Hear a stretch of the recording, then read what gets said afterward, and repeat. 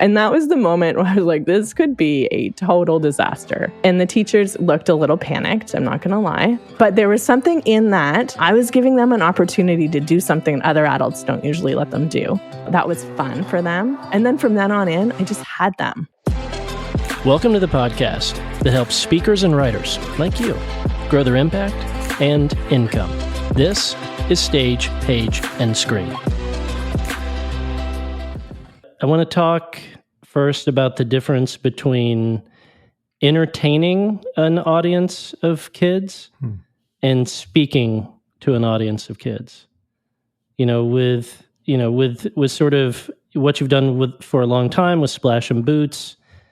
It's sort of a role, a show. It's partly you, but it's also sort of this thing. Whereas as a speaker, that is 100% you, 100% Taes, you very vulnerably sort of sharing your perspective, your advice. How has that shift from, entertainment to speaking, how have you thought about that, and what have you learned from that? Okay, that is a great question. And it's actually one that I had to really look deeply at over the past 6 months when I sort of made that initial transition. And I think that in my first talk that I ever did, so going from doing the Splash and Boots thing and being, I guess to just sort of explain the Splash and Boots thing a bit, it's a bit more like we're a show. We're performing for the kids. And although it is still quite interactive and it gets a little emotional now and again, there's something I'm hiding behind, I guess, in a way. Like I'm a character. I'm still me, but it's more character. And the first talk that I did, I was still being that character, and it didn't work because I wasn't vulnerable. I was still putting on something, I guess. And then when I did my next one, I realized that what I needed to do was a little bit less of what I was doing, which was, I think I want to say trying. I was trying too hard. Mm-hmm. And I had to just go up there and be me. And the second I did that, I stopped having to fight for their attention. Because the more me I became, the more they listened. And the first one, I felt like I was like big and too much, and they were meeting that energy with me. They were also big and too much. And I mean, and I've always said this about kids, they know real and they know not real. And they are the most honest audience you'll ever get. And I think that transition was really it was almost like taking a layer off of myself. And it was honestly, it was scary in a way, because I felt a little bit more, more myself and more real. And that was the honest difference between the show and then the talk. That's when it started to work. And I'm still working within that. And I think there's further to push that. But that would be the difference that I saw. And because you're being more real, that also means you're more vulnerable, more exposed, in that regard. As you described it, the kind of being too big, almost too much, too performative. How long into the talk?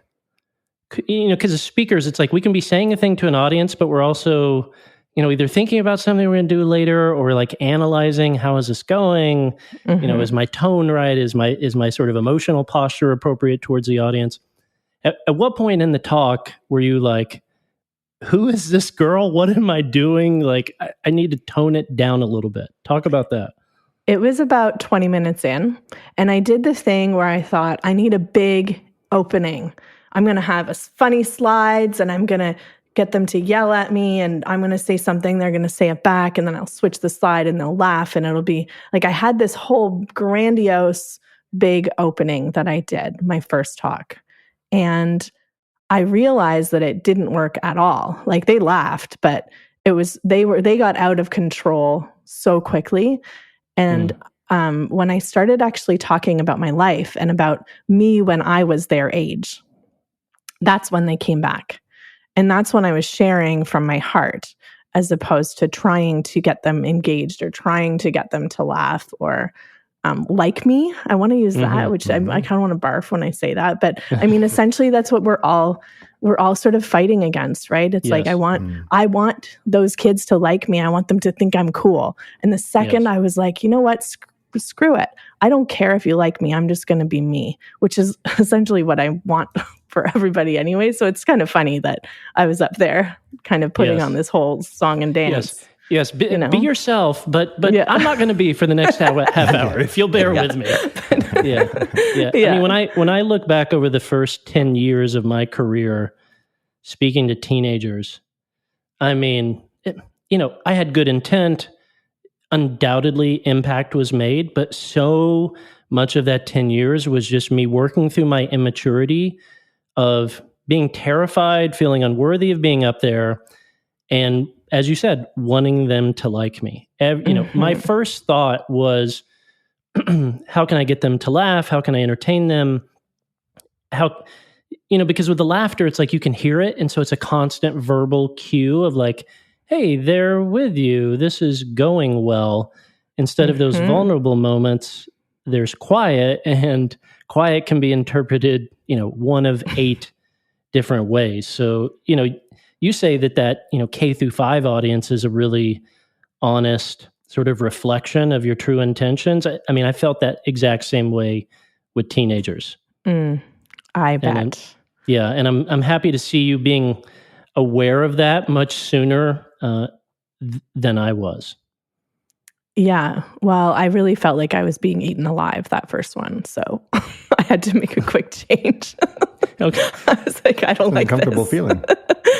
Yeah. All right. So let's debate this a little bit. All right. I have a couple questions. The first one is, opening with kind of this big moment, as you were talking about, this slide, this joke, this moment.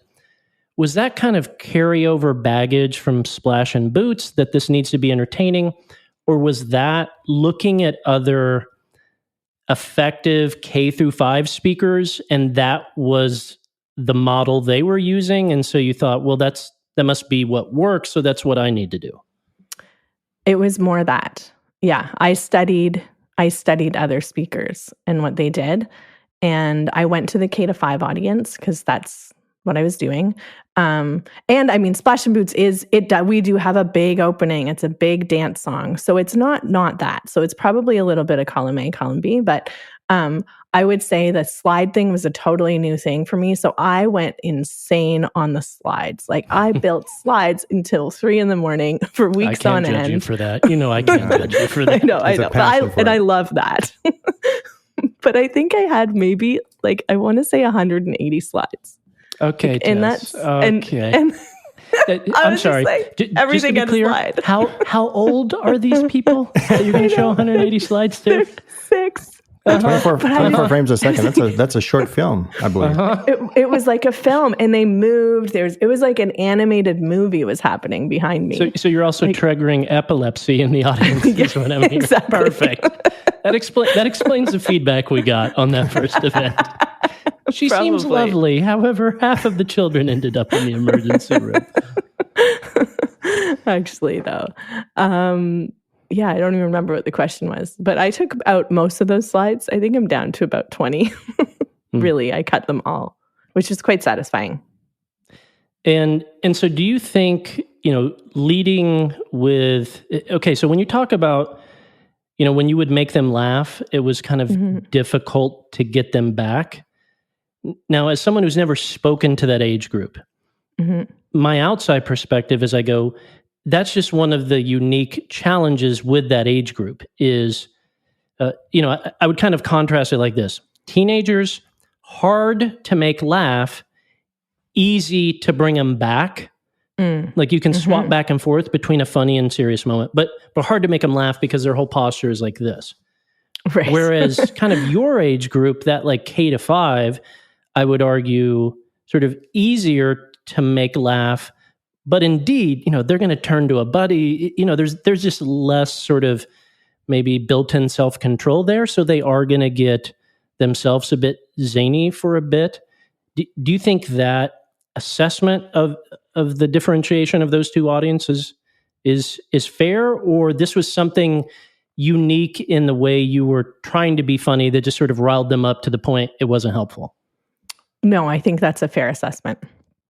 I think you're totally right. Yeah.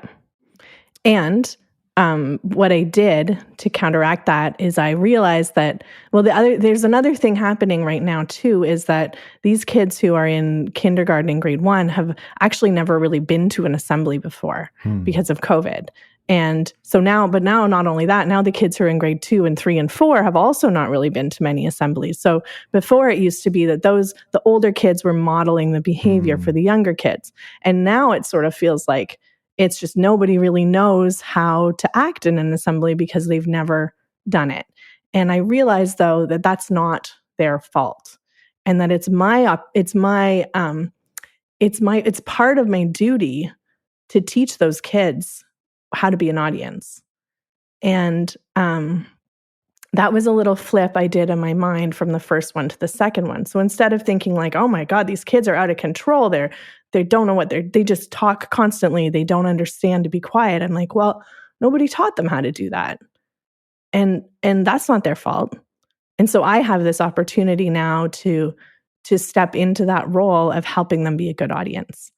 And so to help them through like when something's funny and then when something's serious and how to listen, I started with making a contract with them, which I'm sure a lot of other people do. It's not like rocket science, but go further on this. What do you mean? Like you send everyone a DocuSign? What's happening here? Yeah, it's like now, sign kids, on the dotted line. Now listen, 6-year-olds, after you review my 120 slides, I'd like you to log into 187. I'd like you to log into your Microsoft Exchange account and find the DocuSign I sent you. I need everyone to sign. Yes, and execute that agreement, please. Yes, exactly. Well, it's kind of a verbal contract. Okay. I said first of all, I start off just with a story, just me out there, making it really clear that I like them. I think that was my first beat has to be just like, I'm not here to show you anything. I'm just here because I really like you. Like, I think you're awesome. And really speaking into their brilliance, because that's why I do this. I think kids are brilliant. And if they know that I think that about them, they're going to start to live into that. So that was the first thing I made sure that I did. And then I said, listen, like, we don't have a lot of time here together, but I want to make sure that the time that we have really counts. So when somebody else is speaking, I want to make like everybody else needs to be quiet, because how does it feel when you're speaking and other people are talking? And so I had them connect with the feeling of being talked to, or having someone talk and someone else talk at the same time. It doesn't feel good in our hearts. So really having them, and I said, and I don't want anybody to leave here not feeling heard or like somebody wasn't listening to them, because that doesn't feel good to me. It doesn't feel good to you. And then we did a little practice round. And I had them do a symbol, so the be quiet symbol. And then I went a little farther, and I thought this was maybe going to be a too much move. I thought this could really backfire on me, but I said, in order for us to see how quiet you can get, and I said, I travel around and I like to see which school can get the quietest, the fastest. And so, and I said, I think you can probably beat my last school. And at this point, like, if we're honest, my last school was the first one I'd ever done. So it wasn't going to be too hard to beat that one, because they talked the entire time. It was on Zoom. I mean, I didn't really hear that. Yeah. But I had them be as loud as they could. So, and that was the moment where I was like, this could be a total disaster. And the teachers looked a little panicked, I'm not going to lie. And I was like, I got this. But there was something in that I was giving them an opportunity to do something other adults don't usually let them do. Mm-hmm. So that was fun for them. And then they were so quiet when I'd made a little heart symbol above my head, and they all did it, and they all did it really fast. And we did it again to see if they could do it faster. And then from then on in, I just had them. Wow. Because they wanted to succeed. They wanted to do that. And because now they liked me, because I let them be loud. And that's fun for them. I view the brilliance of what you did as from the speaker perspective, as you're almost sort of giving them this brief window where they can empty the reservoir of pent up energy they have. Like, hey, here is the appropriate time. Like, go buck wild, be as loud as you want. And then we're going to calm it down and we're going to listen to each other. Yes, exactly. Yeah. So let me dig in a little bit more to sort of your psyche with now here I'm assuming, so feel free to correct me if I'm wrong. Mm-hmm.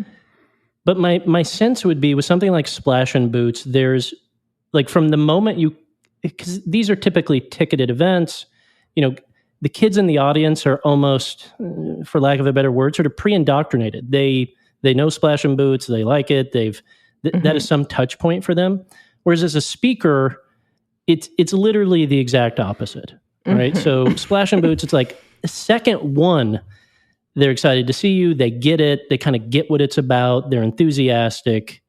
Like any of us would be if we went to see any sort of musical act or comedian that we had history with. Whereas as a speaker, it's the exact opposite. It's like, who is this person? Why do I want to? And then the goal is over time, they're like, by the time the speech is done, then they're like, that was amazing. I appreciated the message, that sort of thing. But that contrast, was that a challenging thing for your confidence? Because you've, for a decade, you've been used to like, hey, minute one, like they're into it. And now I almost have to find a way to kind of earn their trust and win them over. 1,000,000%. And I think that I had to do a bit of an ego check, if I'm honest, because I am used to walking out and having people cheer and be real excited that I'm there because they've seen me on television and they're just pumped up, and these are kids who haven't slept and they're just like, they're on the edge of their seats to see us, Yes. And then I walk out for the first talk and I was like, oh, I don't have that. They don't care at all. They don't care. They don't know me. They don't trust me. They don't like nothing. And I definitely had to work through that and again, try a different approach and try again, it's back to like just being me and having and building up the confidence that I'm good enough just as me without having all that big hype beforehand. And that was definitely something that I had to do some internal work before I kept doing it. Because at first it really, I had that voice in my head that was like, they don't like you. You're not good enough. What are you doing here? Who do you think you are to be able to stand up here and teach them anything? And like, what do you like? There was just, it was a negative loop in my head. I think because the contrast was so big. But it was really good. I loved working through that because I guess just because I love working through things like that. Really, I'm a bit of a self-help junkie. I'm like, oh, this is fun. I have some contrast happening. Well, I think that's something I so respect about you, thinking about the contours of your career, is the growth mindset that you've approached this with, because I think it would be very hard for many people, myself included, if I'm brutally honest, to have such kind of success and track record and predictability with something to then go from the front of the line to the back of the line, where now, indeed, all that time in Splash, some of that stuff carries over, but also in many ways, you're going from the front of the line to the back of the line. Did you recognize that and you were like game for the challenge? Did you recognize half of it and you're like, this other half I didn't expect? Talk us through that, because I imagine for many other speakers and writers, it can be, when anyone starts anything like this, the goal is like, oh my gosh, could I be successful? And then you are, and then at some point you go, great, but there's another chapter, but that next chapter requires a blank page, and you probably haven't seen a blank page for a while. Yes, and I knew that the page was blank, and I panicked. I had total panic about Christmas last year, when I just thought, like, I don't know how to start this again. I don't know who I am in this role. And I had, but I was game for it. I was very much into figuring it out. And I did that in a variety of different ways, but there were some moments when I thought, is this what I want to do? Particularly one moment when I went to an event Tell us. and it was a public, so they had us do schools one day, and the next day was the public event. And they said, we're expecting about 800 people through the door. And you think, okay, well, that's like a pretty big event. And anyhow, about 3 minutes before the talk was meant, and I'd really rehearsed, like I was like ready. My slides had been cut down in half, and I was just ready to roll. And it was I made a different thing because it was going to be parents and kids together. So I wasn't doing the kids talk, I wasn't doing the parent talk. I'd sort of created a hybrid. And anyhow, 3 minutes before the event, nobody was there. Oh, And I thought, like, this is how it used to be in Splash and Boots. When we first started, we were doing events for nobody, for 2 people, for 3 people. And I thought, oh my God, I'm doing it again. Like, I've started, like, I literally felt I was at the bottom of the ladder, but I didn't have a co-partner to help me through this moment. Because when I had Nick, when we're doing Splash and Boots, there's always somebody else, and he's got a guitar. So if you have a guitar and 2 people, you can literally just sing whatever, and people, like, it doesn't matter if anybody's there. It was just me and a clicker, a slide deck, and like nothing else, and not one kid. And so the organizers going, he's like, oh, I should have shut down the bouncy castles. And I was like, yeah, no kidding. And there's like horses. There's, you're done. You're done. You can't compete with bouncy houses and horses. No. And I mean, that's nobody can really. No one. So anyhow, 3 people came, 3 children came. And I think we got up to about 5 in the middle. And I did what I know what to do best, which is sing. I literally started singing songs about them being brave and had them sharing in the microphone, but I had to make it all up because there's no parents. Oh, and my slide deck stopped working. Not that it was going to be helpful at all because I wasn't doing anything from the slide deck.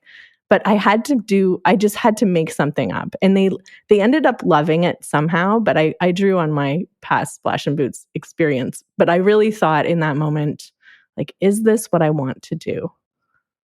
But I do. I really do. But there was a moment there. and your willingness to go back down to the bottom of the ladder, is that a wiring that you just have that isn't transferable? Is it, as you said, you being a self-help junkie? Is that something? Because like I'm not good at that. I love to iterate and fine tune, but then I can get stuck. Something like that terrifies me. So for those in that situation, is that a transferable skill, or did you just get lucky? I think it's a little bit of both. I think I was born I'm pretty determined. And I also have something inside of me that's saying, like, this is what you need to be doing. And you need to do everything you can to make this happen. And I think that that's the difference between people who, I mean, there's so many different ways to be creative and to share what's inside of you. And there's no judgment if you want to do it just for, your family or the people in your lives, or if you want to do that on a bigger scale or whatever in between thing that is. But I think if you want to do it on a bigger scale, you need to know without a doubt that this is what you want to do, because it's going to be hard. And you're going to have to do things that you don't want to do and sing about being brave for 2 children and care enough about those 2 kids in the audience that you can get through that without making it about you. So I think that's what I was able to do. And that's maybe the transferable skill, is that if you know you want to do this, then those 2 kids or those 5 kids or that 1 kid in the audience might need you. And if you're doing it for the right reasons, then you're going to do it for that kid. And And you're going to do whatever you can so that that kid walks away feeling a little differently than they did. And it was interesting because I had to do this all in my head. And I thought, okay, there's somebody here who needs this. And a little girl in that show with 5 children, max, and 1 ball that was like bouncing around the room, which was not helpful either. Anyhow, there was a little girl who was about 9 in the audience. And I said, I was going around in the audience, like the audience was standing up in a line beside me. And so I said, who wants to share a story about being brave? And she didn't want to do it. I asked the other kids and they said, they went to the dentist or whatever. She put up her hand and she said, I was brave when my grandpa died. And then she started crying.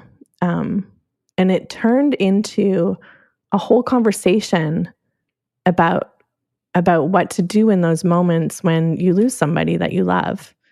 And that little girl was able to talk about it in front of those other kids. And her mom was there and she talked to her mom and she gave her mom a hug. And it was a beautiful moment. And I think that if I care enough about that moment, I can get over myself that I'm at the bottom of the ladder. Like that doesn't matter. Because that kid was able to get that feeling out. Only because I got over myself and sang with no backup music either, by the way. It wasn't good. So yeah, I think that's I love this skill. Yeah. I love that encouragement you're sharing, particularly to folks who are sort of towards the end of starting something as a speaker or a writer. It can be real tempting. When you get into this, you stumble upon people and they sort of inspire you to do it. The problem with those people, no fault of those people, is that they've been doing it 10, 15 years by the time you stumble upon them, and then they're sort of a North Star and an inspiration for you. But by the time you read about them or watch a video or click on an Instagram post, they have 800 people in their audience. And so the thought is, oh, well, that's what I'm signing up for. What you're signing up for is like years of 5 people in your audience. And if you're not willing to do the 5, it's probably not the thing you should do. 100%. And doing the 5 gets you so good at doing the 800. You can't jump to 800 without that experience of the 5. Yes. And grateful. And yes. Totally. And grateful. Yeah. 100%. I so wanted some bigger opportunities back in the day, and I was so devastated, again, largely because of my immaturity when I didn't get them. But looking back, I recognize I wasn't ready. I would have blown it. I would not have been able to serve the way I could, a decade later if I had got that as soon as I wish I would have got that. Yeah. And I believe that everything comes to you when you're ready for it. So when you're ready for 800 people, it'll come. But it's not up to us to decide when we're ready. Like you got to put your 5 people dues in. Yes. Yeah. So all right. So we're spinning up the flywheel of your speaking stuff, both to, early childhood educators, grade K through 5. And a few weeks ago, we filmed videos. Okay. We filmed like the first iteration of these videos. Yes, we did. For any speaker that's listening, this is like a key kind of marketing asset for them. It's so tricky to get it right. When is the right time to film? So looking back over filming those couple videos, what did you learn? What would you advise to other people? What do you wish you could go back and do differently? Good question. Well, I didn't sleep for a couple weeks before we filmed, if I'm honest. I was a full on, I was a wild person. And to make it just a little more challenging, I was on tour with Splash and Boots for 2 weeks across Canada, leading up to the filming of the videos. I landed the night before and went straight to the venues, did a sound check, and woke up at 6 a.m. and did those 2 videos before 10 after a 2-week tour. And for that 2-week tour, I was doing a show and I was going back to my hotel room and I was like a wild scientist. I had Post-it notes and things all over my hotel room. I was talking to myself. I said, I actually went into the last hotel and I was like, can I get a room close to nobody that I know? I heard they're making a murder mystery podcast about you. It's true. Like, people must have just thought I was insane if they were walking by, because I was talking constantly to myself in my hotel rooms leading up to that. And I think that in hindsight, if for people listening, you can't be too prepared for that. Like, I really did a lot of work to be really, really organized. And a lot of the things that I didn't happen. I mean, I got out there, and I think what I did that really worked is I memorized it in terms of, I have this little game that I play to memorize things, which might be helpful to people. I visualize, so I have the whole talk mapped out on cue cards. So I have the different topics. This goes to this, goes to this, and each one has a different cue card. And on those cue cards, is it like a sentence, a paragraph, or just a couple words to prompt you, almost like a set list? Well, I start. So the first time I do it, I make cue cards with a lot of writing. There's too much. And then my second iteration, I've taken out half the writing. I just have keywords. And then my third iteration, I just had one main heading, and then the things that I always forget to sort of, and when I practice it, I say it as fast as I can with no emotion. That's my sort of, because I don't practice things with emotion, because when I get out there, the emotion will come if I've learned the words, but not like a robot. So I have the cue cards, and then I picture, this is kind of strange, but I picture I'm walking into a house, okay? And my first section of the speech is in the lobby of the house. So it's my home.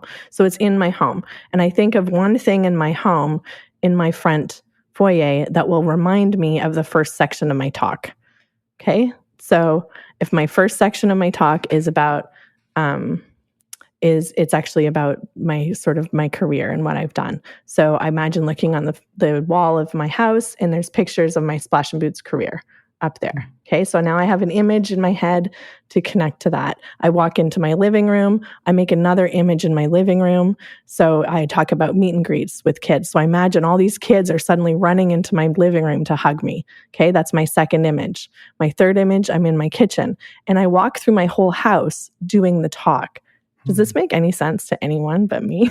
100%. Okay, so what I'm doing is I was thrown off by lobby. I was thrown off by the word lobby was wrong. I'm thinking, my goodness, what size is this cabin in the woods that it has a dadgum lobby? I know. I said the word lobby, and I was like, that's not the right I assumed it was some Canadian thing. I didn't want to start a war. I did not want to start a war. In Canada, we only have lobbies in our houses.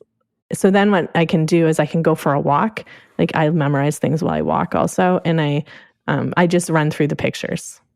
So once I get sort of really memorized, I can just go, okay, I'm in the foyer, I talk about this. And then I'm just putting that into my subconscious brain. So somewhere in there, I don't know if that's right, but in my head, that's what's happening. Those pictures are there. And so if I just fall off the rails, which I did, I can come back to the pictures in my brain. Hi, friends. It's Jesse Rice, co-host and producer of the podcast. Normally, you'd hear from Josh at this point, offering you the opportunity to learn more about how to launch or grow your speaking business or write and publish your book. But since I also edit the podcast, I just cut his part right out. That gives me the opportunity to do the pitching, but from the perspective of someone who is a former student of the program, and someone that has benefited tremendously from the wisdom and experience and the countless practical insights that make the Stage, Page, and Screen training program so powerful. Look, Josh isn't paying me to say this. I do it for the community service hours. My point is, and all kidding aside, as one that has truly benefited in massive, life-changing, dream-come-true kind of ways from this content, I can't recommend Stage, Page, and Screen highly enough. And I really mean that. To go and learn more for yourself about making your speaking and writing dreams come true at stagepagescreen.com. That's stagepagescreen.com. Now, back to the show. I want to dig into the video a little bit more. I've seen sort of two types of approach. Of course, everything I think is binary. So I've seen two sorts of approaches, and only two sorts of approaches. Approach number one, I would say more common, is that folks aren't diligent enough about doing some of that painful, alone, in-house work on the talk before they film. Mm-hmm. And I appreciate the brazenness in that of like, let's just get the first one done because I'm not going to love it 5 years from now anyway. Yeah. I should get better. But almost like, man, if you would have done 50 reps in your house alone, then that video that turned out being a 5 could have been a 6. Yeah. Out of 10. Yeah. You know, to me, it's like no one's first demo video is, I'm not sure I've ever seen a first demo video that's like above a 6. It's right. Just, you're figuring out. And then the second type would be like the category I would fall into, which is like over preparing, overthinking it. You probably could have got it done a year ago if, a bit less perfectionism and these sorts of things. But I think you have to get that first one done. It's like a 6.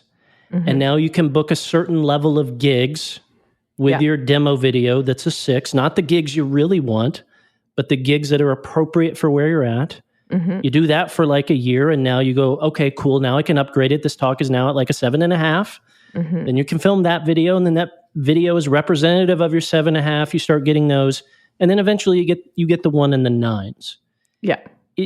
Is that sort of how you think about this and approach this? I mean, how much different do you think the talk will be in a couple years?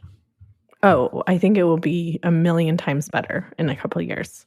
I can watch the video that we made. I can watch it without thinking like that's bad. I think it's pretty good considering it was literally my first talk that I ever did for adults. Agreed. That was, I did one talk before, so it was actually my second. But after the first talk, it was so bad that I rewrote everything. So it was the first talk of that content. And so I think considering all of the variables, I'm quite pleased with how it turned out. And I'm a perfectionist. And so for me to say that is pretty good because I want everything to be a 10 right away. And I can definitely say about myself that when things aren't a 10, I don't even want to release it. I want to get better. I want to have the room painted without priming the walls, I want it to be great right now, or yesterday would be even better. And so I think that sort of mindset can be both good and bad. And I think that in hindsight, I had to get over myself a bit with this video because I wasn't going to be as prepared as I wanted to be, despite the fact I didn't sleep for 2 weeks. I was not going to be as prepared because I just haven't done enough talks. If once I do this 20 more times, I could go out and do a video that's, way better. But I'm okay with the video now because I think I'm actually quite proud of it. I think, wow, I did that. And part of that is because I'm working on my own self-confidence in terms of just being okay with where I am and not trying to push it. So I think that's probably a good way to look at it for people who are just doing their first video is like, how good can you be right now? Yeah. Considering that you haven't had all the experience. But if you talk to yourself enough in a hotel room or your lobby or wherever you're going to talk to yourself. In your vast lobby. Yeah. Then you can get to a good enough level for right now. And the other honest part about it is that people who are watching these videos are not as picky as we are on ourselves. They want good content. They're not like, oh, she was looking at her notes a few too many times there. She said Right. She said but too many times. They're not going to notice that stuff. They want you for you. And Yes. yeah, so Yeah, I've never seen anybody who's able to just write a great speech out of the gate. It's iterated. A decent or solid speech indeed can be written, and there's a certain sort of bar you do need to hold for yourself there and push yourself and go a little bit further than feels comfortable. But at some point, you just have to iterate. Like the iteration, not the writing, is the path to greatness. I like that. I just put it on a t-shirt. I'll have one, Jesse. I'll send you a copy. Make me a copy. Thanks. All right, so watch this transition here. Watch how smooth this is. I'm ready. Ready. Speaking of writing and iterating. Oh, yep. I want to talk about when you got the first TV contract to not only be on the show, like super exciting, super intimidating, but you're also going to write the dang thing. Super exciting, super intimidating. And so talk about this crash course in script writing, what you learned from that, and what lessons you're still using today from that experience. Okay. Well, we were hired. We got a contract with a company in Canada called Treehouse Television. We were hired to write and be in our own show. And not only that, it was like write 50 episodes and we're filming them in a month and a half. Like no time. Like these are being edited and going on air in 2 to 3 months. And I have never written anything except for a song about like bananas. Like I have never written, I don't know how to write a script. Which changed my life, by the way. So thank you. Good. You're welcome, Jesse. The man was lacking potassium pre-test. Put that on your website. Every day. So it was honestly I was so intimidated and didn't think I was worthy of doing this. And I'm working with my business partner at this point. So there's 2 of us and he writes the songs. So I was writing the scripts. Like this is how it worked. So I do the first drafts and then he would come in and that's how he writes the first drafts of the songs and then I come in. So we got sort of a crash course in the formatting of an episode, and how to write it in this special program that they write it in. And the deal would be that we would write scripts and then we go into this meeting and we'd sit around a table with all these executives who've made, hundreds of television shows. And we'd read them the script out loud and then they would give us feedback in real time. And I've never written. How many scripts did you have to show up with for one of these meetings? Like all 50 or the first 7 or something? Like the first 7 to 10. It wasn't all at once. So that was good because I learned a lot right away. I think it was our first time going in. And you have to imagine that I feel at this point like I've been pushed off a cliff into the deep end of an ocean and I don't know how to swim. Like nobody's ever taught me how to swim. So I'm really just making things up at this point. I'm sitting in cafes, drinking copious amounts of coffee, trying to type up these scripts with no idea what I'm doing. And then I get to this meeting and we're sitting at the table and Nick and I have kind of, we've done a lot of work on what they're all printed out in front of them. And we read the first episode and the woman who'd hired us, she literally picked up the script and she ripped it into pieces and threw it dramatically down on the table and said, "This is awful."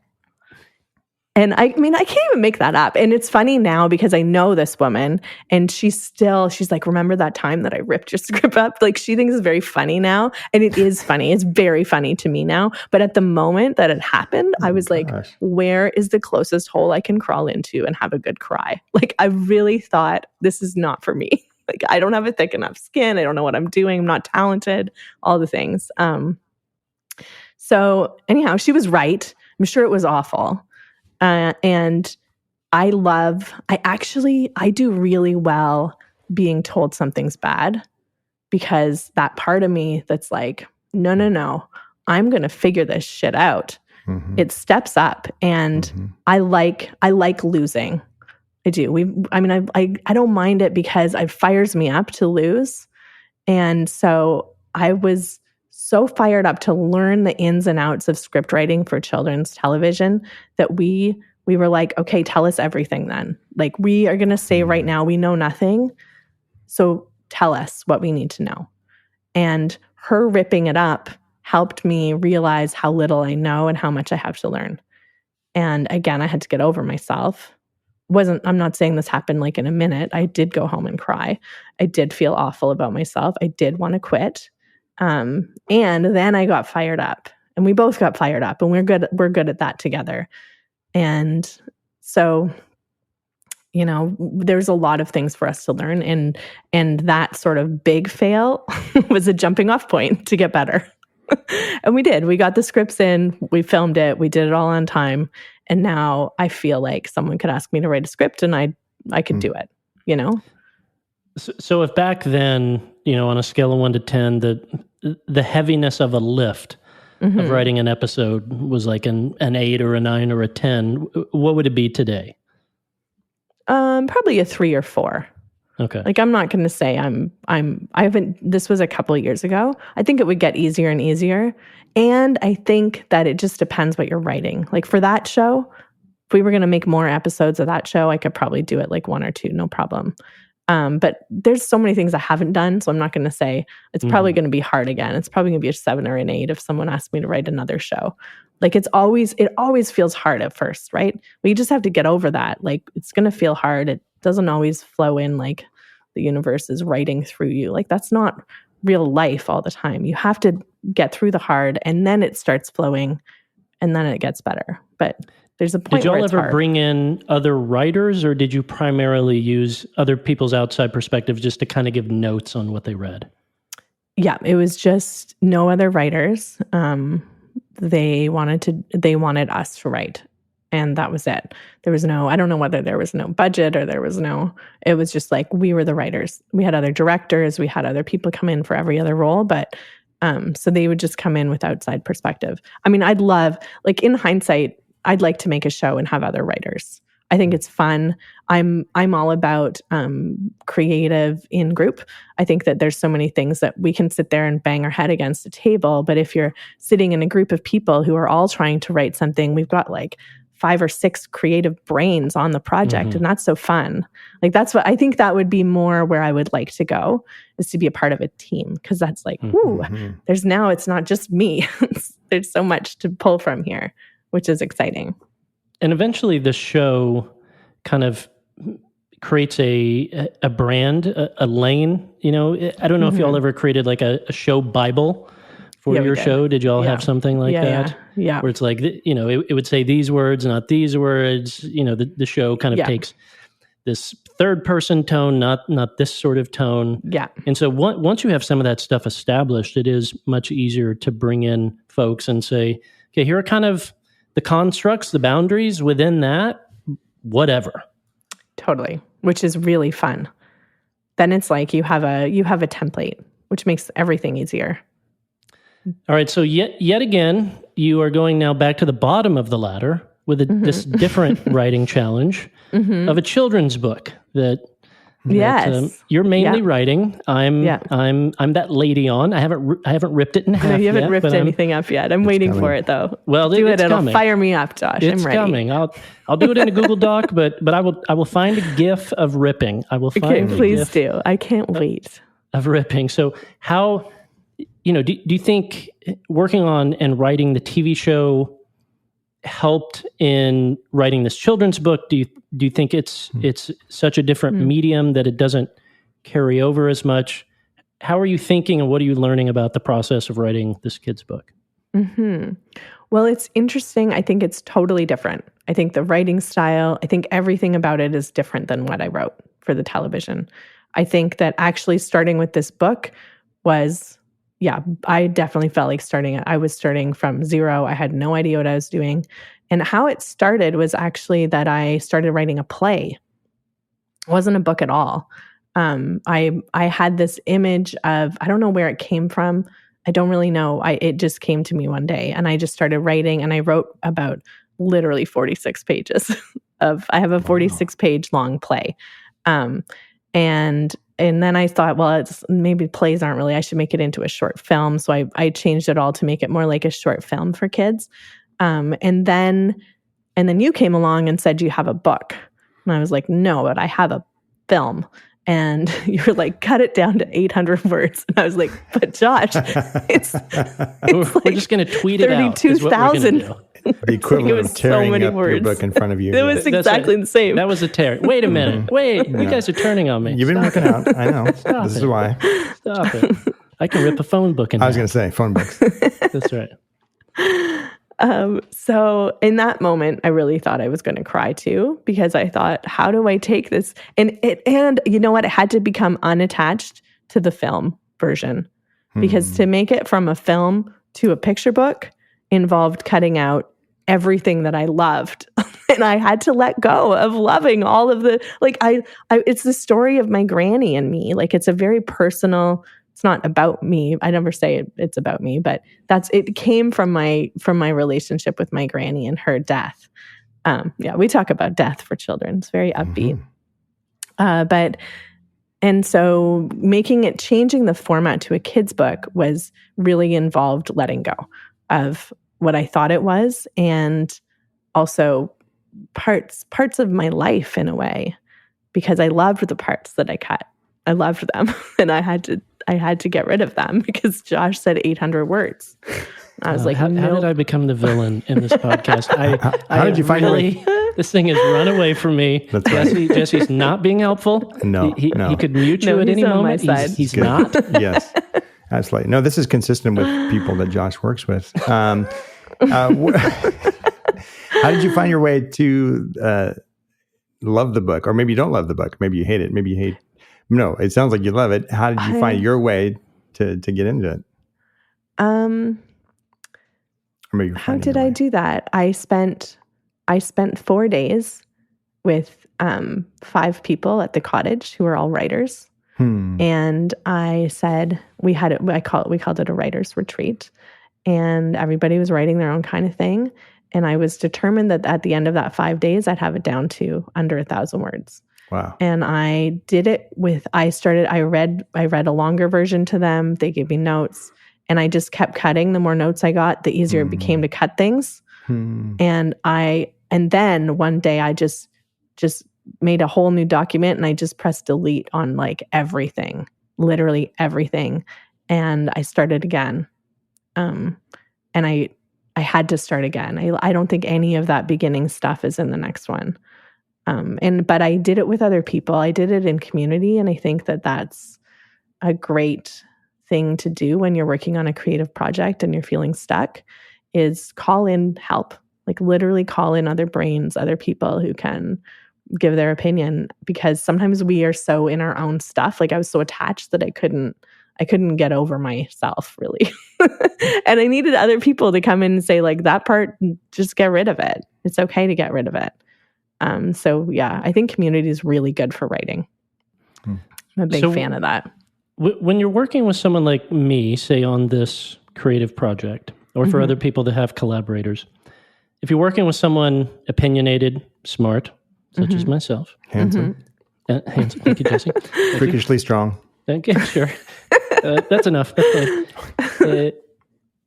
They're going to give you, 10 notes, and all of the notes you go, it totally makes sense. How do you parse which comments to go, that's a great point, that's a blind spot, I didn't see it, excellent, I need to apply this, even if I'm a little uncomfortable with it or messes with what my initial vision was, versus, hey, great point, but this ain't that book. That is not the aim of this book. Like, interesting note, but this ain't for this. Well, my process is that I first read it. I read the notes through, and I notice which ones I think, no, absolutely not to. And then I walked away, and I did it again in a few hours. But I read it with a different, I took off. It's like I had to walk away to come back at it from a different perspective. And when I can do that and read it again, and I actually read it out loud, adding in your notes, out loud, reading it. So the first time was in my head, and I had a lot of notes. And then the second time when I was reading them out loud, I was like, oh, good point. he makes some good points here. Like, I can hear it differently because I walked away. And then the third time I brought someone else in and I had them read it with notes, without notes. And their perspective helped me also get out of my own head. And then I took the ones that I still felt like, nope, this isn't the tone of the book. Like, this isn't coming from my own heart. I kept that. I kept the ones that I just felt like, no, that's okay. Like, love you, Josh, but that's not going to work. But then there were ones that I felt uncomfortable with, and I just plopped them in. And then the more I read it, the more I was like, yeah, that's good. I like this. So I think it was a matter of like, you got to read through it 3-4 times. I like bringing in another perspective, and also just practicing letting go of how you think it should be, really. Again, that's a theme. Now, correct me if my recollection is wrong here, but at this point, you've done one of these kind of audio focus groups that kind of pushed you to do. Is that correct? I got a couple now. Two audio groups. So talk me through the beauty and the beast of that experience, because I know it's so illuminating and also quite crushing to the soul. So explain for folks. Explain for folks what kind of what it is, and then like how it went and how you're processing it. Yeah. Okay. Well, first of all, like, the process is that I've written this book, and now Josh is making me do all these experiments with the book. And as I mentioned before, like, I want to paint the room without priming it. I'm like, let's just get this book on the damn shelves, Josh. What are we doing here? Okay. So I'm really pressing my patience button right now. And he says to me, I want you to send it out to 5 people and have the parents make an audio note of them reading the book to the kids. And then we're going to just listen to them, which I think is a great idea, despite the fact that I'm impatient. It's brilliant. So I sent it out to a bunch of different people. And so far I've received 2 back, which I would like to be receiving more a little faster. But anyhow, the first one, it was interesting because hearing somebody read it out loud, who wasn't me, I felt like I wanted to cry. Because it made it real, and I loved that feeling. I had this feeling of magic in that, and I loved that. That was a really moving part about it, hearing this dad. And actually, the mom said, I read it first, and I couldn't read it out loud because I was so moved. She was like, I was crying, so I had to make my husband read it because I knew that I would make it through. That's sweet. But hearing this dad read it to his little girl was quite... it was quite beautiful. And the best part about hearing other people read it is that you can see where they stumble. Because I've had a couple now. So in the lines that I think, oh, I like the way these words are like a little backwards, or, when you write something and you think, I'm going to just make it a bit different. Those ones often weren't working because people were stumbling. It made there was some awkwardness in my wording. Yes. Or in my syllables. So listening to that, I could go back into the book and make edits based on how they read it, which was really cool. And the other thing that I noticed... That is so fascinating. It's almost like with a kid's book. And I don't think this is true of any other genre. You are a speechwriter for the parent. Yeah. And so it's not that you're going to get up and give the speech, because you might be able to handle certain syllables and it not sound clunky and it be very natural to you. You are putting words in the mouth of a parent to speak to their most important and kind of vulnerable relationship, which is with their kid. That is a really interesting thing that you don't think of until you get a bit further down the road and you go, oh, this isn't a song that I'm going to sing. This is a song I'm writing for someone else to sing. Mm-hmm. Yeah, that's real. And you know what? I hadn't really thought about it until I heard them reading it. And I was like, oh, this is a different experience. And it's different than writing an adult book because they're just reading it silently, right? So it's a whole, And that makes it different in how you write it, I think. That now I've realized now that I've heard them read it. Couple other things I noticed is that this book is going to have a lot of pictures.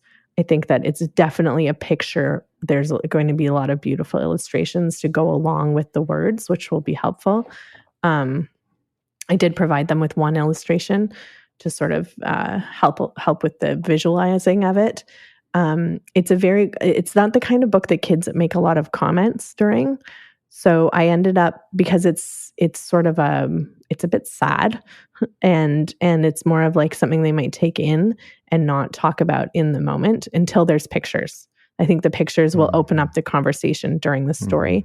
But I ended up adding a bunch of questions for parents to ask kids after the book was over, so that I could see how it impacted them and what they thought, because I was like, I'm not getting what I want here. And these are questions for the audio focus group, not necessarily, though not definitively not, the book itself. Yeah. We could do that. That'd be fun. Smart. I like both ideas. Yeah. And I think that having them, so now it's really nice because I'm getting actual feedback from the kids in real time. Like, what was this book about? How did it make you feel? Do you think this book would be helpful for kids who are sad because somebody died? Do you think, and having them answer, it's so sweet to hear them answer that. And to make sure that they got it. Because it's very like, it's not like grandma died and now like it never says that. It's a story, but it's not totally obvious what's happening all the time. But I on purpose. And so to make sure that kids really understand the concept of it, I think was really important for me to notice. And it has been really, really helpful. And it's inspired new edits. And I'm excited to get more in. That's great. Yeah. The two you've received thus far, have those included the questions that you are now encouraging folks to ask their kids? Did any of those two include those discussions? Yeah, one of them did. One of them I had added it in, and the other one she added her own question at the end. So they have a little bit of a conversation, but now they will all include the conversation. Because I think that's kind of what is needed for this book. That's a genius added layer. And I will say, for anyone who is going to steal this idea, and feel free, our intentional strategy here was not to include pictures yet, except for maybe one, so they can kind of know, maybe what this grandma character looks like, what this girl character looks like, so that the feedback is just resting on the potency of the words at this point. And then, get the words right, and then layer on the images, which is a whole other art form and, thing you want to get right. And then that combination together should be an excellent 1-2 combo. Yes. Yeah. And I like that. It's good. It's good to make sure that those words are, what did you call it? A thick soup base? Oh yeah. Yes. I said, with a kid's book, I'm not a very verbose person, at least I don't think I am. And I think my first draft of a kid's book was like 2,000 words. Oh. But you're trying to take that and reduce the sauce down to just this thick, glorious umami glaze of a butternut reduction sauce that just spikes all the Yelp reviews in the 5s. That is the aim. Is it a cooking metaphor? Is that? It is. Yeah. Okay. That's right. And death. Cooking and death. As a reduction sauce. That's a title of the book, actually.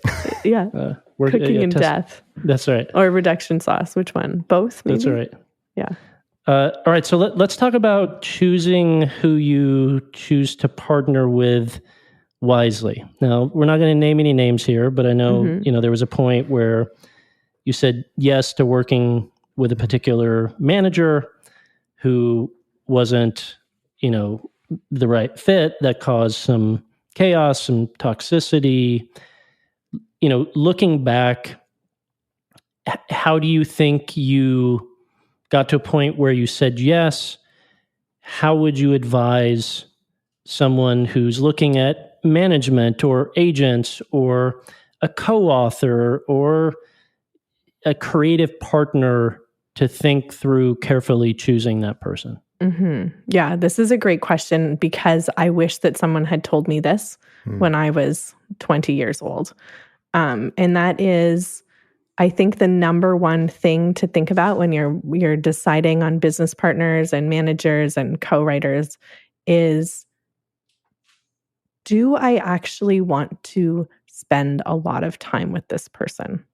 Do I love them in a way, and I don't mean like, do I really resonate with who they are as a human?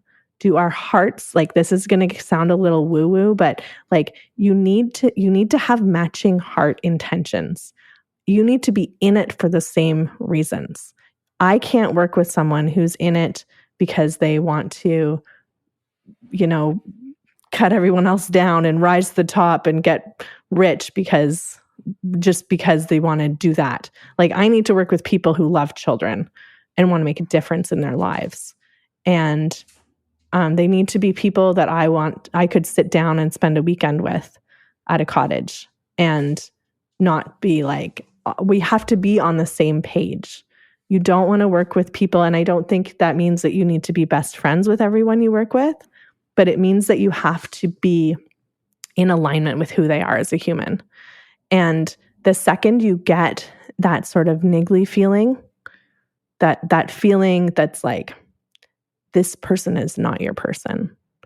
And it can often be covered up by promises of what they can do for you and where they can take you and how much money they're going to make you and how successful you're going to be, because that is what happens. I mean, this is life, and that's what happens. People make all sorts of promises. And I think that you have to tune into your own heart and really think, because in hindsight, like, I didn't want to spend I could barely spend 20 minutes with this person without really thinking, like, what am I doing? But I did it anyways because I wasn't listening to myself. How long ago was this time period? So this ended about 4 years ago. Okay. Mm-hmm. But it went on for a couple of years. Like, it was a good couple of years of my life. And looking back, did you have some spidey sense during your due diligence process, but maybe that got muted by some of the promises or some of the, you're overthinking this test, this, was it some of that? Oh, yes. I had so many spidey senses. Like, it's insane to me that I said yes, to be honest, but I really wasn't listening. And you have to also notice where you're coming from. So if you're at a point in your career where you're thinking, like, why hasn't this taken off more? Like, why is it going so slowly? Why am I not doing bigger shows? Why am I not succeeded? So when you have a voice in your head that thinks that you're not at the right place yet, like you should be moving faster, which I think is a voice that a lot of people get when you're in this business. Like, I want to be further ahead. So if you have a strong further ahead voice, and then somebody comes in and tells you they're going to get you further ahead fast, it can overcome your instincts, your heart, your actual knowing. That voice, because they're both so powerful, right? Those two voices. And I think that when we allow those voices to become our decision makers, we've got a problem. Okay, two-part question here, mathematical question. Okay. So back in the day, what was the percentage split you thought between the artist and the management was the responsibility to make something successful? And what do you believe that is now? Meaning, back in the day, you thought it's like 40% on me as the artist, and it's 60%, I've got to get this right manager that, only this kind of manager can open up certain doors. And what is that split now of sort of the divvying up of responsibility, opportunity, doing the hard work that you think is like, this is the appropriate, healthy mindset to have about an artist-management relationship?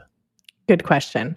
I think when I first started, I had this idea that a manager or somebody who was coming in to help you with your career was going to be the answer.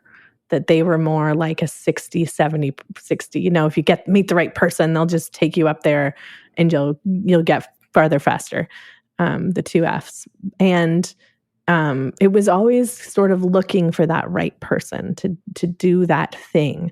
And I think this is a mindset that we can get into when we want something really badly, is that someone outside of us is going to make that happen for us. And so you can spend so much time like looking for that person or attaching yourself to people and like holding on to them in the hopes that they're going to bring you to where you want to go. And now I think that that has switched. I can see that the way that I am and how I am in the world, like I'm either, I can be my biggest problem. Like if something isn't happening for me, it's most likely because I'm the problem. I'm the resistance. I'm getting in my own way. And nobody is going to, like, no matter how amazing my manager or the people that I'm working with are, if I'm being my own worst enemy and getting in my own way, they can't do anything about it. Like they are not responsible for getting me where I want to go. The only way I'll get where I want to go is if I get out of my own way and I continue to do the work and do it for the right reasons. And if I'm working with somebody who's also in that mindset, then we'll go everywhere that we want to go. Like there'll be nothing stopping us because it's a team thing, you know? Mm-hmm. And I don't think it's 50-50. I think that we're more responsible for our own careers, no matter who comes in. I'd say more like 20-80 probably. Yeah. Yep. And working with the right people who feel like family, who feel like it's a real team. I love that idea of like we're in this together and we have the same motivations. We're doing it for the same reasons. Really important. Yeah, I very much agree with that sort of split that you defined. And that's why I think that's probably the healthy sort of financial split as well, is like, 75 is on the artist, the talent, the speaker, and 25 is on the management, the strategic side of it. And yeah, to me, as someone who's on that other side of it, I go, the goal for me is never just who can I talk into like mooching that 25%, but instead, who do I think I could make their pie much bigger so that then when I take my 25%, their percent is still bigger than it would have been. And I can remove some of the burden so they don't have to deal with it, not just so their life can be easier, though, yes, that's nice, but so they get more time to do the thing that only they can do, that the creative thing is the thing that drives everything. Yeah. It's like there's no point of a business strategy if you're not doing the hard work of having this writer's retreat and working on the book and getting it just so, because then when you get it just so, now you're like arming me with a thing that then I can unleash my creative gift, which is like, how can I get people all riled up to buy this thing? Yeah. I love that. Which is so fun, though. So talk about this. And in no way is this like a self-interested question, though maybe it is. I can't psychoanalyze myself. So you had this difficult relationship with a manager. And then at some point, you and I start talking about entering into a representation situation. How did your due diligence process change on like, who is this Josh guy? What is TYS? Is this a fit? Is this just, another thing where it looks great in the beginning? How did your due diligence? And again, I'm trying to remove myself out of this question, but mainly like, how did that due diligence process change? Because you had been burnt before, and in some ways, made the wrong choice, which allowed the burning. Totally. Well, first of all, I was like stalking you for a few years beforehand. Okay. So I just mean like I knew what you did. Yeah. Well, no, that's how we first started too. So it's the only way to get to know Josh, actually. Exactly. Please don't encourage folks. But I'd been on your mailing list. I'd look into joining Speakers University. I was on. Like I knew you as, I had a vision of who you were in the world, and I liked it. So that was number one, is that I wasn't coming out of it. You have a good reputation in the business. My other person that I committed to already had a bad reputation. Like that was already known. Went into it knowing that. Got it. And The second thing was that when we started talking, this is kind of how I do my life. I get very strong feelings in my body of yes or no. And when I listened to that video you sent, I was driving home from a gig and I wanted to cry out of excitement. Like I felt my whole, like everything in me was like, yes. And leading up to this in the past couple of years, I've had 2 or 3 people want to be business partners on the Big Heart Journey. And every time I judged it according to my body reaction. When we were getting closer, we were talking more. I would notice how I felt after I left a meeting. And if there was resistance, I had to look at it and say, is that me? Is that something I'm making up? Or is that actually a clash in the way that we work and the way that we are in the world? And I said no to 3 different opportunities. And they were like offering me money and they were good people. It wasn't that they weren't nice humans. But it was that I didn't get the feeling. I didn't get the yes feeling. And I got the yes feeling with you.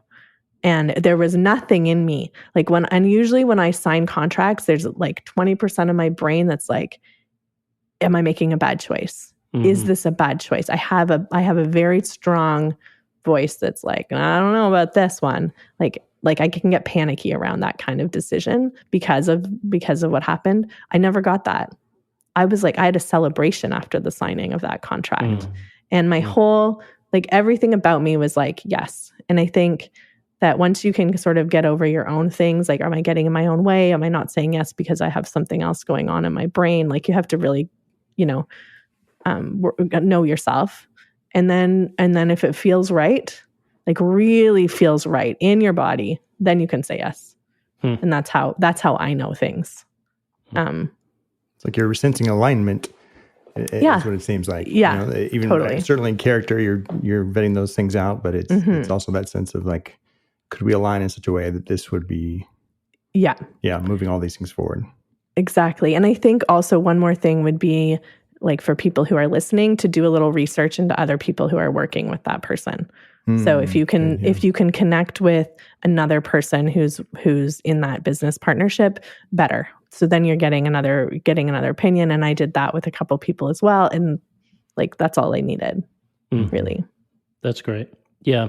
Well, thanks for sharing that perspective. I hope it's helpful to those who they're at that point in their career where, that's something they should at least consider and think about. I appreciate the kind words embedded in your perspective, of course. And I'll say for me, my objective has always been to first be absurdly selective about who I want to approach with it. And kind of like, I don't even want to have the conversation with them unless I'm 91% certain I think they could be a fit. And then I want to have a couple conversations. And then again, you're leading with your heart. I'm over here. I got like a spreadsheet, a rubric. I got Zapier running through it. Abacus. Yeah. That's why we work so well together. Totally. And then if it's like, I can get to like a 95%, I genuinely think I could honest to goodness help this person. Then at that point I go, I don't want to overpromise, but like I'm going to pitch them. I'm going to try to genuinely, honestly, candidly, only at that point make the case. Like, here's what I would bring to the table. Here's what I would not. Here's what TYS is. Here's what it's not. Here's what we're great at. Here's what we're not yet great at. Here's what we never intend to be great at. Knowing all that, where are you at? Because as someone who started as a speaker, it's, I can understand some of the personal conflict one can struggle with of like, it's not that I'm the answer. It's that there's some mystery person out there that's going to like make everything happen for me. That and the over promising, under delivering I was trying to come to it from a different perspective. So that's kind of my side of that due diligence approach. Yeah, and I really liked I like it when you say, this is what I'm not going to do. I'm like, great. That's great. That's so honest. Like, it's so clear. I love clear relationships. And that's like, I don't know. I think you said the word clarity in one of your emails, and I was like, we are going to work. I don't like anything muddled. I just got to be super clear. This is what you do. This is what I do. Yeah. Bam. Yeah, and I think that's healthy for both sides of the relationship. Totally. This is what I'm awesome at. This is what I want to continue to press into. This, I recognize is something like that's important to other people in the speaking world. It ain't for me. I don't want it to be for me. It ain't ever going to be for me. And I just want you to know, like, yes, the good things about me, but also like, the quirks and the baggage right up front. Let's just try to get all that stuff on the table, and then looking at the honest picture. Is it, is it still interesting? I will say to folks out there looking at working with, say, bigger agencies, a piece of advice I would give is like, talk to some of the talent that, not the ones that they offer to you, but the ones that they don't offer to you. Because if you're running into a situation, a literary agency, a talent agency, a speakers bureau, and there's a couple hundred folks in it, I've had so many conversations around, well, they're going to have you talk to like the person who's super duper happy because they are the top priority for that agency or for that bureau, versus go talk to someone who's like just getting started, doesn't yet have the juice, doesn't yet have the momentum going. Are they still happy about entering into the partnership? Yeah, that's very smart. All right. Tess, there we go. Hour and a half. Bam, you were very on time there. Hour and a half. I think folks who are particularly focused on, PK to 5, this age group, serving them, speaking to them, creating things for them, writing things for them, will get so much out of your perspective, your advice, and your heart for this age group. I think earnestness is important with every age group, whether you're talking to 47-year-old educators or not, but I think particularly with the younger kids, there's such a responsibility on that person to say, am I entering into this with pure intent? Of course, you want to build a business, you want to be successful, you need the money to be able to like focus on it more, for sure. Let's not be naive. But, those other age groups have a few more scabs. They've been burnt, so they have a better kind of BS detector. They can know whether or not to let someone in. With these young kids, like, if you get that platform, that stage, that screen, that responsibility, like, it is a responsibility, not just something fun to do. Oh, yes. I could not agree with you more. I think that kids deserve the best in the most real everything, and they often don't get that. And so the more people who are giving that to them, the better. Well, you certainly are. We appreciate your time. Appreciate all you shared. Thank you. Tess, thanks so much. You're the best. Josh and Jesse. Thank you. Great advice for creatives in general. Just awesome. Now get back to that Google Doc. That's right. I want to see 200 slides by the end of the day. Please. I could do it, guys. Can we cut the book down to like 8 words? That'd be best. I've thought at some point, I would say like a bucket list goal for me. I want to do just like a 30-minute comedy set somewhere where it's just slides. It's just funniness with slides. I like that. I think that could be really good. I think that's my trajectory. Okay. Yeah, I support it. All right. I can give you some. All right, you manage that side of it. You handle that. Yeah, okay, Thanks so much, Taes. Yeah, Thanks, thank you, Jesse. Tess. Thanks, Appreciate Josh. Awesome. Thank you so much. Thank you.